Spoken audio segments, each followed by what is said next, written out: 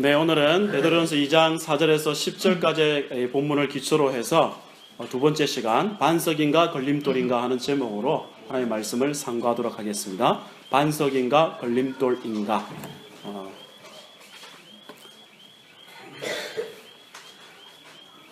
반복은 큰 힘을 낳습니다. 일단 기본적으로 우리의 인생에서 뭔가 그것이 우리의 실력이 되려면 반복하는 수밖에 없습니다. 그래서 저희도 지난주 했던 내용을 먼저 간략히 반복을 하고 요약을 한 다음에 그것에 기초해서 오늘 내용을 이어가도록 하겠습니다. 혹시 지난주 설교 내용이 무엇이었는지 조금 이렇게 헷갈렸다면 지금 잠시 한 5분 정도 잘 들으시면 앞에 내용이 무슨 내용인지 잘 이해하실 수 있습니다. 그리고 이게 기초가 돼야 오늘 뒤에 내용을 이어갈 수가 있습니다. 무슨 내용이었느냐면 하나님께서 행인과 나그네와 같은 우리에게 세상을 따르지 말고 마지막 소망을 믿음으로 바라보면서 세상과 싸워 이기라고 말씀하고 있습니다. 그리고 싸워서 이길 수 있는 힘과 근거를 이미 제공해 주셨는데 그게 뭐냐? 하나님의 말씀이라고 합니다. 그리고 그 말씀의 핵심이 뭐냐? 예수 그리스도이십니다. 그래서 사도는 우리에게 뭐라고 이야기했느냐? 2장 4절에 그리스도에게 나아가라고 지금 말씀하고 있습니다. 그분께 나아가면 우리 모두는 2장 3절에 표현하는 것처럼 그분의 인자하심, 우리를 향한 실패함이 없는 사랑, 그 풍성한 사랑을 맛보게 될 것이라고 말씀합니다. 그리고 그분의 인자하심을 맛본 그 힘으로 세상과 싸워 이기라고 말씀합니다. 그리고 이길 수 있다고 증거하는 것입니다. 동시에 우리가 예수님께 지속적으로 나아가면 첫 번째는 말하자면 힘을 공급받는다는 뜻이고 또 하나는 뭐냐면 예수님께 계속 우리가 나가다 보면 우리라는 존재, 교회라는 존재는 철저하게 예수님을 기초로 하고 있는 존재구나 하는 것을 깨닫게 된다고 말씀합니다. 크게 세 가지로 기초하는데 이렇게 내용을 확인해 보시면요. 첫째는 뭐냐 하면 교회는 이 세상에서 예수님이 걸어가신 바로 그 길만을 걷게 된다는 사실을 성경이 강조하고 있습니다. 다시요. 교회는 예수님이 걸어가신 길만을 걷습니다. 이게 굉장히 중요합니다. 예수님께서 이 땅에서 걸어가신 길은 2장 4절에 사람들에게 버림받은 길입니다. 고난과 십자가의 길입니다. 그죠? 그래서 고난과 십자가의 길, 이걸 우리가 택할 수 있으면 좋겠는데 택할 수 있는 길이 아니고 하나님께서 우리를 그의 영광으로 데려가시기 위하여 하나님께서 정하신 길이고 예비하신 길이며 이게 바로 하나님의 능력과 지혜가 우리를 위하여 이렇게 녹여낸 그런 이 놀라운 길임을 성경이 말씀하고 있습니다. 따라서 우리는 예수님께서 우리를 찾아오신 길, 십자가의 길, 바로 그 길을 걷게 됩니다. 이거는 여러분 아무리 싫어해도 아무리 거부해도 하나님의 자녀라면 반드시 이 길을 걸어갈 수밖에 없습니다. 그러나 겁먹지 말라 그랬죠. 이유가 뭐냐? 똑같은 하나님의 백성이라 할지라도 저하고 또 여기 앞에 장로님하고 여기 앞에 권사님하고 이제 막 예수 믿은 사람하고 하나님께서 똑같이 다루지 않습니다. 말하자면 유치원생하고 고등학생하고 대학생하고 똑같은 수학 문제 내지 않습니다. 다 다르게 되니까 너무 겁먹지 말라 그랬습니다. 그죠? 그러나 이걸 잔머리 굴리지 말라 그랬죠? 그러면 이게 빨리 자라가다간 이거 뭔가 인생이 꼬일 수 있겠구나 이렇게 해서 할 수 있는 한 신앙생활을 유치원생처럼 하려고 하면 하나님께서 비싼 과외를 들이셔가지고 여러분을 빚어내신다는 것 놓치지 말라 그랬습니다. 하나님은 한마디로 말하자면 최고의 눈높이 교사이십니다. 알아서 하시면 됩니다. 둘째는 뭐냐면 그분이 세상으로부터는 버림받은 돌이지만 하나님께는 그분의 성전의 모퉁이 돌로서 선택된 것 같이 이제 교회는 우리는 예수님을 기초로 해서 하나님이 거하실 성전으로 함께 지어져가는 공동체입니다. 하나님께서 거하시기 위해서는요 정결이 필수 조건이기 때문에 그래서 성전이 우리에게 요구되는 가장 결정적인 신앙 내용이 뭐냐? 거룩함이라 그랬습니다. 거룩함. 이게 두 번째입니다. 그리고 세 번째, 예수님께서 세상은 우리를 핍박하고 혹 박해할지라도 우리는 세상을 위한 제사장으로 부름을 받았고 그게 우리의 사명이라는 사실을 놓치시면 안 된다는 것입니다. 예수님께서 우리 죄 문제 해결하시고 성령으로 진리를 가르치시고 우리를 위하여 친히 중보하시듯이 이제 교회는 하나님과 세상의 중재자 역할, 즉 제사장의 사명을 감당해야만 합니다. 그리고 그 사명을 감당하되 예수님과 같은 방식으로 감당해야 됩니다. 여기까지요. 뭐라고요? 예수님과 같은 방식으로 감당해야 됩니다. 그럼 무슨 방식이죠? 한마디로? 십자가 방식입니다. 십자가 방식. 나를 부인하고 핍박하는 자를 위해 기도하고 심지어 자신을 억울하게 죽음에 내모는 자들을 위해서 기꺼이 생명을 내어놓는 방식으로 저희가 이 세상을 섬겨야 됨을 성경은 강조합니다. 그리고 중요한 건 그건 실패가 아니고 이게 성공이랍니다. 돈 많이 벌고 비싼 집에 살고 뭐 높은 위치에 올라가고 그건 하나님 기준에서는 아무것도 아닙니다. 여러분이 그냥 폼 잡고 싶은 거고 내가 편안하게 살고 싶은 거지 그건 하나님 기준에서는 아무것도 아닙니다. 하나님이 제일 높이 대접하고 인정하시는 존재는 예수님과 똑같은 방식으로 사는 것이 최고의 복이라 믿고 그렇게 사는 자를 제일 기뻐하시고 제일 높이십니다.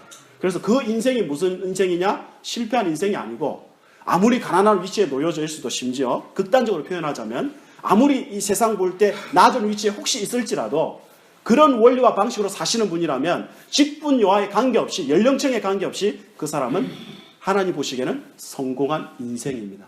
나중에 깜짝 놀라게 될 것입니다. 천국에서 그가 가장 크다고 천국에서는 이 사람이 가장 높은 자라고 하나님께서 말씀하실 것이기 때문에 그렇습니다.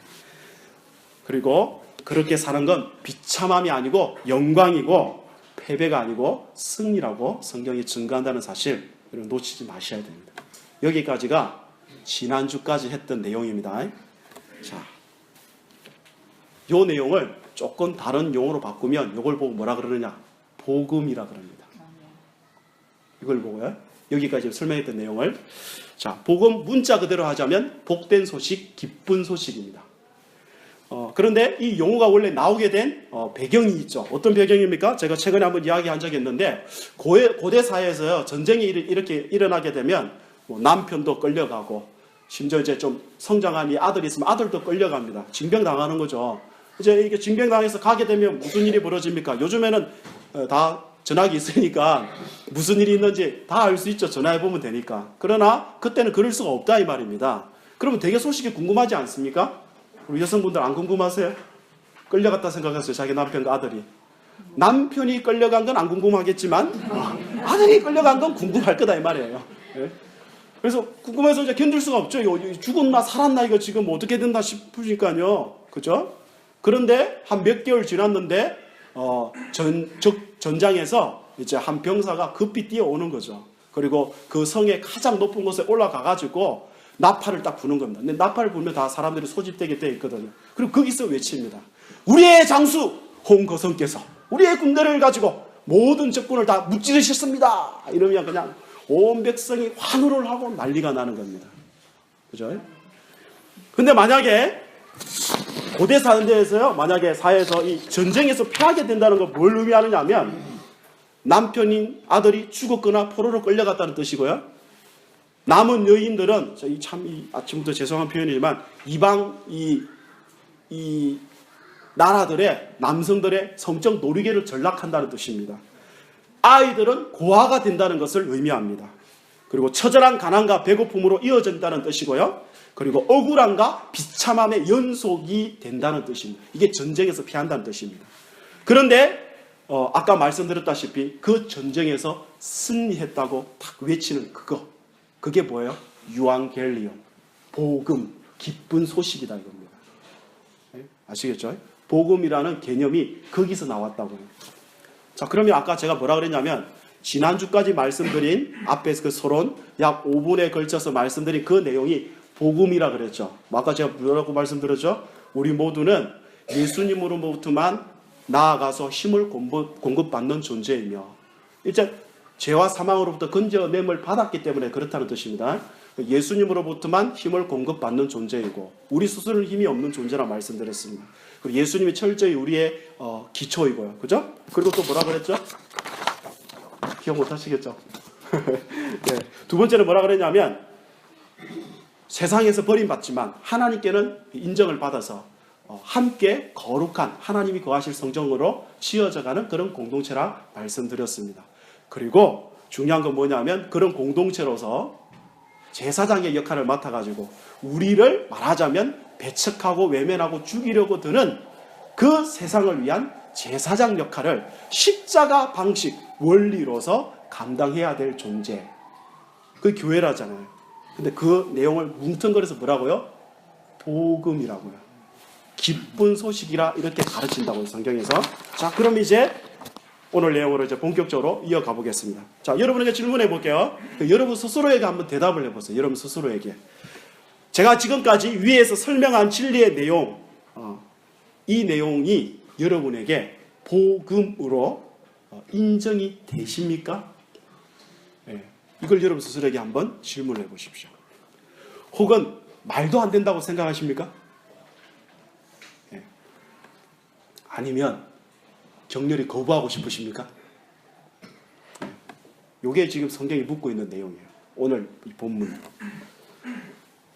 오늘 성경을 잘 보시면요, 이 앞에서 설명한 이 복음이 구약 성경 구절을 인용해가지고 6절은 어디를 인용했느냐 하면 이사야 28장 16절의 말씀을 인용한 거고요. 7절에 가보시면 또 나와 있지 않습니까? 7절은 시편 118편 22절, 우리 지난주 인용했던 내용을 인용한 거고요. 8절은요, 이사야 8장 14절을 인용한 겁니다. 그러니까 구약 성경을 인용해가지고 지금 뭘 증가하느냐 하면 이것이죠. 뭐라고 되어 있습니까? 특별히 7절 그 상반절 한번 같이 읽어보실까요? 시작. 그러므로 믿는 너희에게는 보배이나 믿지 아니하는 자에게는 그 다음 뭐라고 되어 있죠? 건축자들이 버린 그 돌이 모퉁이의 머릿돌이 되고, 그 다음에 8절이요. 시작. 또한 부딪히는 돌과 걸려 넘어지게 하는 바위가 되었다. 자, 여기까지 보십시오. 자, 무슨 말이냐? 예수, 즉 그가 가져온 복음은 그것을 받아들이는 자와 그렇지 않는 자로 선명하게 분리시킨다는 뜻입니다. 네?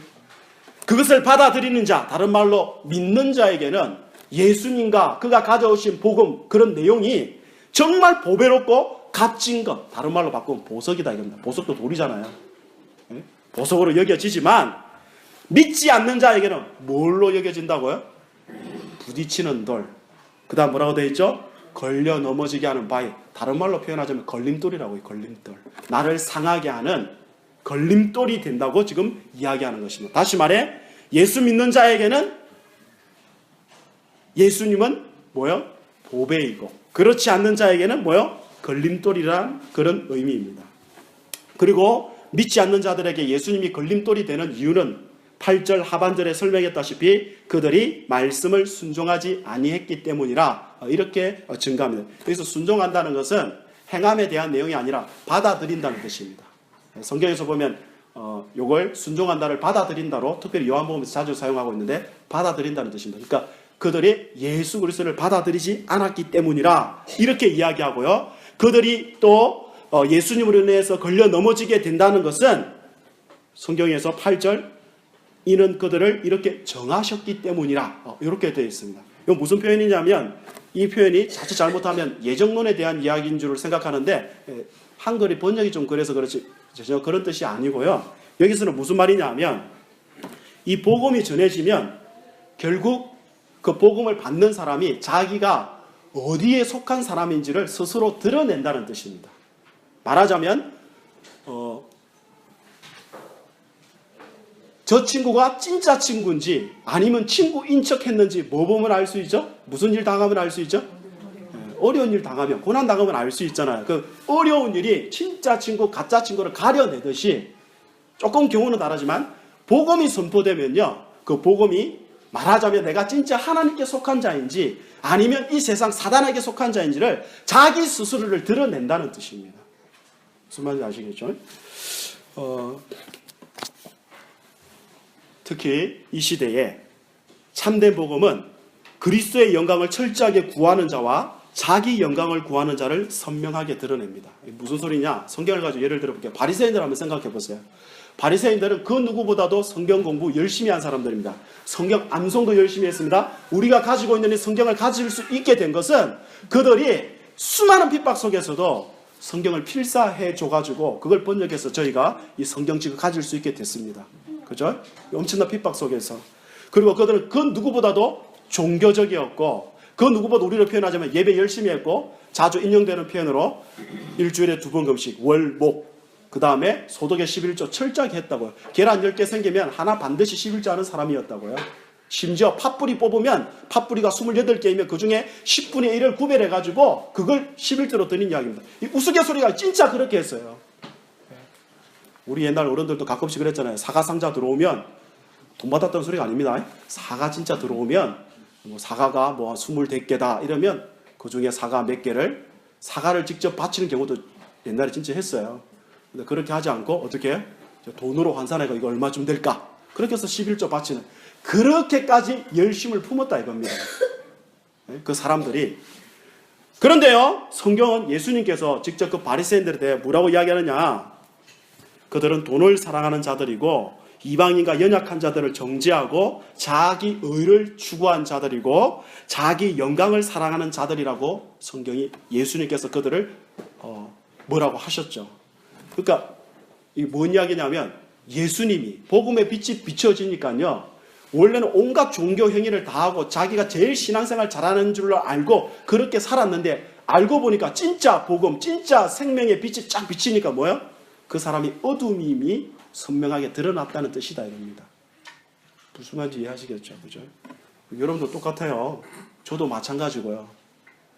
예수라는 빛이 딱 비치고 진짜 성경대로 성경의 내용이 이렇게 쫙 풀어지게 될 때에 여러분이 거기서 그게 인간적으로 볼 때 고대해 보이고 힘들어 보이는 내용이라 할지라도 아이고 주님이 하신 일이고 주님이 정하신 일이고 주님이 나에게 정말 복이 되기 위해서 이 일을 하셨다면 나는 언제든지 아멘입니다. 주님 내가 연약하지만 나의 믿음 없는 것 도와주시고 정말 이런 내용 속에 거하도록 은총을 베푸소서. 이건 진짜 주님께 속한 자임을 드러내는 거고요. 그렇지 않고 전 이거 못마땅합니다. 전 거부입니다. 전 이거 절대 받아들일 수 없습니다. 하고 신앙생활 여전히 열심 부리면서 여전히 초점이 보상에 초점 가 있고 주님이 내 이렇게 열심히 하는데 우리 인생 가운데 우리 사업 가운데 잘 되게 안 해주시면 난 주님 똑바로 못 섬깁니다. 이런 식으로 가는 사람들 무슨 말인지 이해하시겠죠? 스스로 어둠에 속한 사람임을 스스로 드러내는 거다 이 말이에요. 크게 말하자면 자기 영광을 구하는 자들은 신앙생활을 하면서도 복음에 생생하게 비치면 아주 격렬하게 그 복음을 거부하거나 복음에 충실한 자를 내쫓으려고 합니다. 누구처럼요? 바리새인들처럼요. 그래서 예수님을 외면하고 배척했을 뿐만 아니라 어떻게 하죠? 십자가에 죽여버리죠. 이건 오늘날도 똑같이 반복되는 것을 여러분 꼭 기억하셔야 됩니다.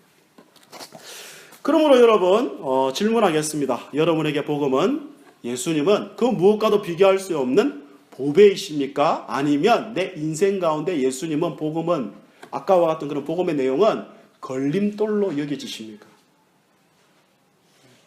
저를 보십시오. 이건 뭐 심각해지라고 한 이야기는 아닌데 심각한 건지 지금 피곤해서 그런 건지 눈동자를 똑똑히 뜨시고 여러분 스스로에게 한번 물어보세요. 어때요? 예수님이 여러분 인생에 있어가지고 뭐 우리 쉽게 하는 표현으로 진짜 보배롭고 가치 있고 우리 행복의 기초의 근원이라 여겨지시는지 그가 하신 삶의 방식 우리에게 요구하는 그 신앙의 내용들이 여러분 인생의 걸림돌로 지금 생각하고 계신지 물어보라 이 말입니다. 이거 좀 구체적으로 한번 표현해 볼까요? 예수님과 그의 복음이 여러분의 부부관계에 있어가지고 혹은 사업을 하는 내용과 방식에 있어가지고 혹은 공부하는 내용에 있어가지고 공부하는 거 주일 되면 다 이렇게 오라 그러잖아요. 뭐 학생들 뭐 고3들 뭐 학원 간다고 뭐 주일날 예배 안 드리고 그러면 목사님들 막 뭐라 그러잖아요. 그렇지 않아요? 이런 예부터 시작해서 연애하고 결혼하는 데 있어가지고 교회에서 자꾸 뭐 믿지 않는 사람하고 결혼하려고 그러면 자꾸 뭐라 그러잖아요. 안 그렇습니까? 여러분의 재정과 시간을 사용하는 방식에 어떤 영향을 끼치고 있습니까 도대체? 예수님이 그의 복음이 말하자면 이런 모든 삶의 영역에 있어가지고 복음 때문에 내 모든 삶의 내용이 오히려 자유롭고 기쁨이 있는지 아니면 예수님과 그의 방식, 그의 이 말씀을 보니까 내가 살아가는데 사상ጥቀ건 이 브레이크를 거는 그런 내용인지 여러분 스스로 한번 점검을 해봐야 된다, 이런 뜻입니다. 에베소서 6장 10절 이하에 가면요, 우리가 지난주에도 찾았는데 여기 한번 가보실까요? 에베소서 한번 채워보십시오.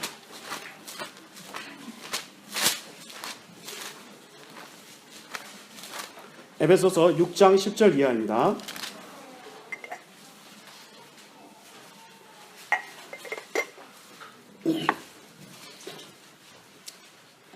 자, 6장 10절에 보시면요, 같이 한번 읽어볼까요? 13절까지 한번 읽어보겠습니다. 에베소 6장 10절입니다. 시작. 겉으로 너희가 주 안에서와 그 힘의 능력으로 강건하여지고 마귀의 관계를 능히 대적하기 위하여 하나님의 전신갑주를 입어라. 우리의 실험은 혈과 육을 상대하는 것이 아니요 통치자들과 권세들과 이 어둠의 세상 주관자들과 하늘에 있는 악의 영들을 상대함이라. 그러므로 하나님의 전신갑주를 취하라. 이는 악한 날에 너희가 능히 대적하고 모든 일을 행한 후에 서기 위함이라. 아멘. 여기 내용을 보시면요, 우리가 마지막 하늘 소망에 도달하기 전까지는 우리의 대적 사단과 영적 전쟁을 해야 된대요. 그런데 이 사단이 상당한 능력자입니다. 요즘 젊은이들 표현대로. 그리고 심지어 매우 교묘하기까지 합니다. 사단은 처음 사람 아담부터 시작하여 지금 이 시대를 살아가는 어느 누구든지 간에 그 사람에 대한 이른바 빅데이터를 가지고 있습니다. 빅데이터. 그 사람이 말하자면 어떤 부분이 약한지를 다 알고요, 어떤 부분을 터치하면 저 사람이 무기력해지는지, 어떤 부분을 자극하면 우리가 육체적 정력으로 떨어지는지, 어떤 부분을 또 자극하면 여러분이 섭섭해하고 원망하고 분노하는지 다 안다 이 말이에요. 거기에 대한 완벽한 정보를 사탄이 가지고 있다 이 말입니다. 그리고 알고만 있는 게 아니라 그걸 실행시켜서 우리로 하여금 하나님 앞에서 처절하게 무너져 내리도록 만들 수 있는 능력을 누가 가지고 있느냐? 사탄이 가지고 있다는 뜻입니다. 근데 여러분, 너무 주눅들 필요 없어요. 왜? 사탄으로부터 우리를 건져낼 그 사탄과는 비교할 수 없는 능력을 가진 진정한 실력자가 계시기 때문에 그래요. 그분이 누구냐?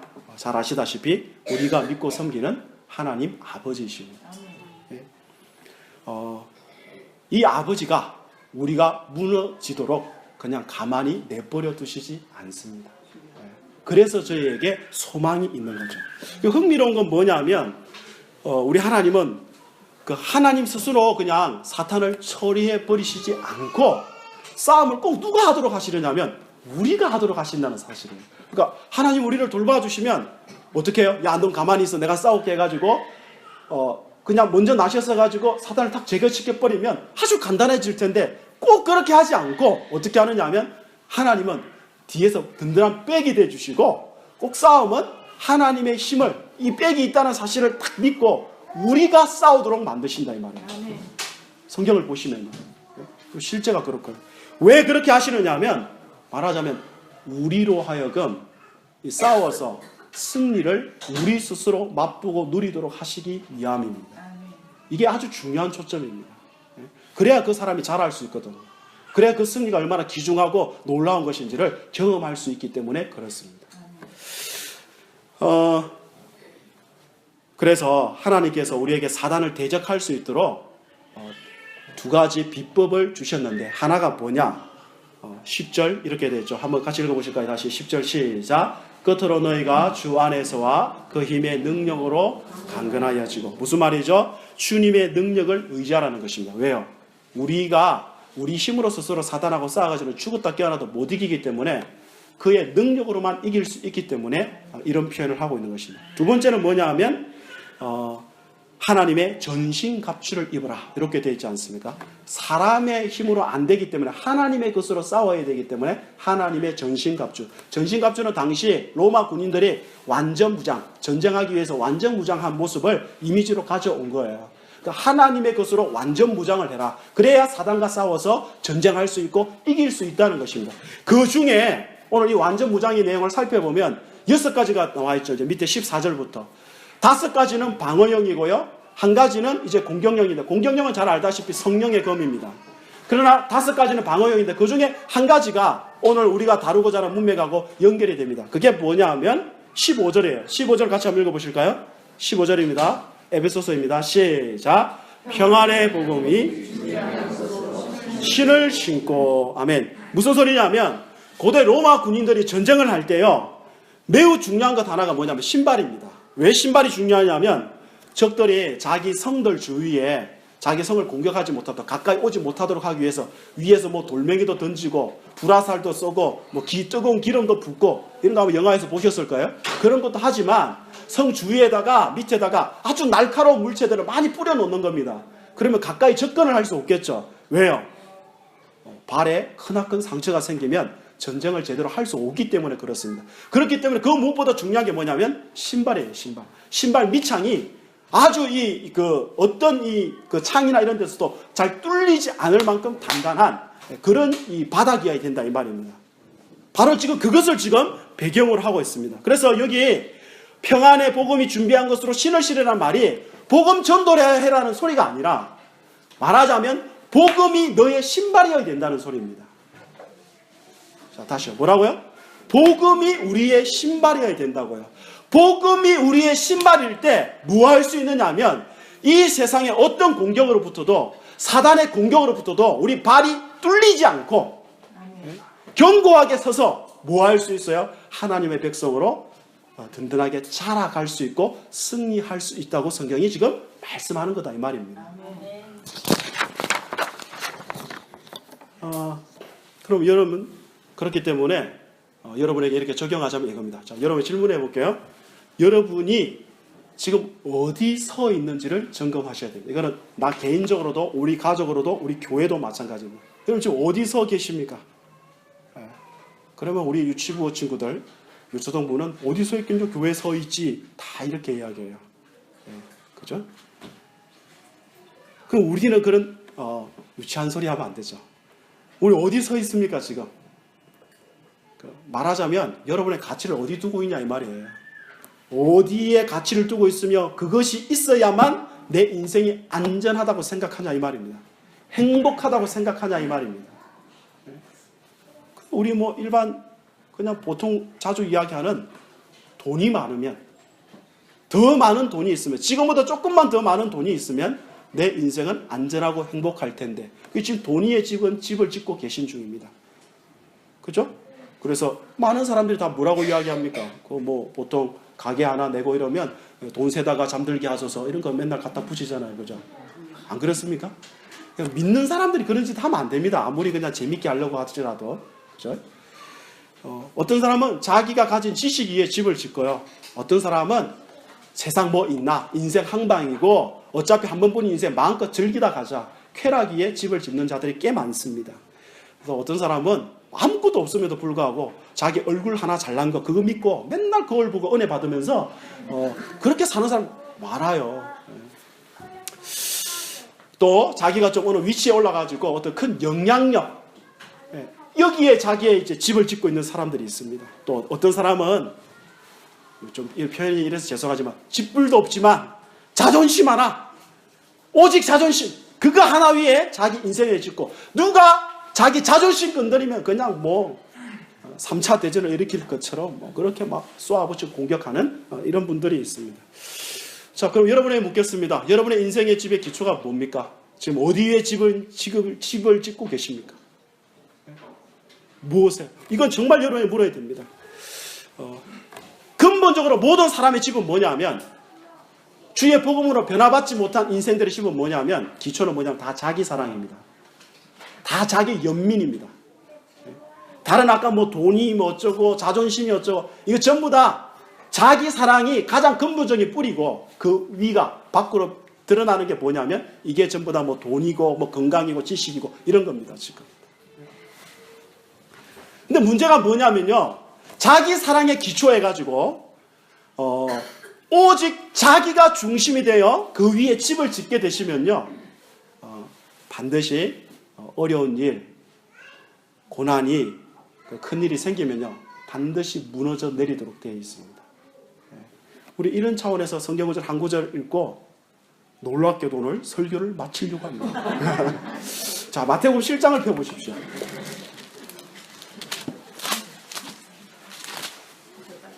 마태복음 7장에 보시면요, 24절이요.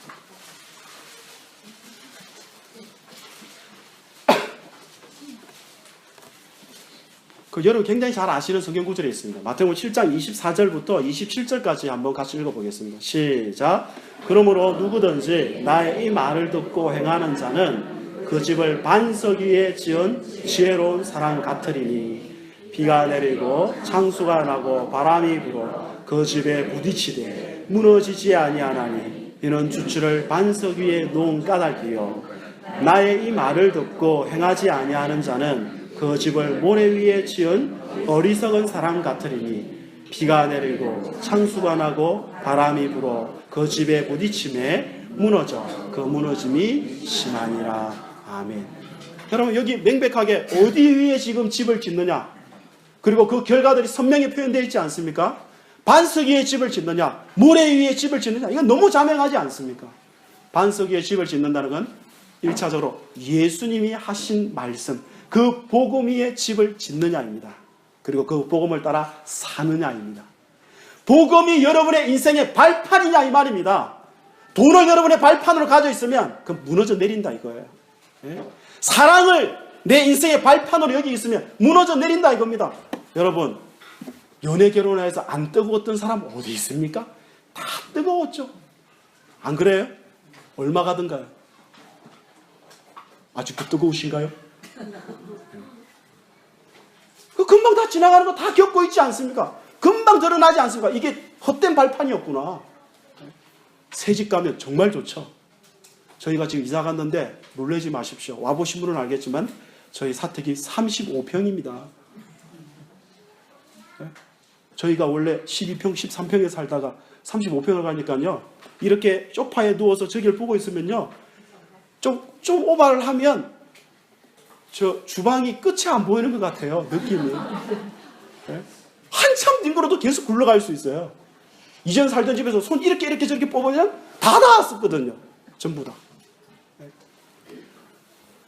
근데 말하자면 그거 얼마 못 가요. 새 집 사가지고 뭐 닦을 때 기분 좋죠. 이제 뭐 내 인생에 그냥 뭐 엄청난 길이 열릴 것 같지만 얼마 가든가요. 다 무너져 내린다 이 말입니다. 근데요, 저는 큰 집 가서 기분 좋은 게 아니라요.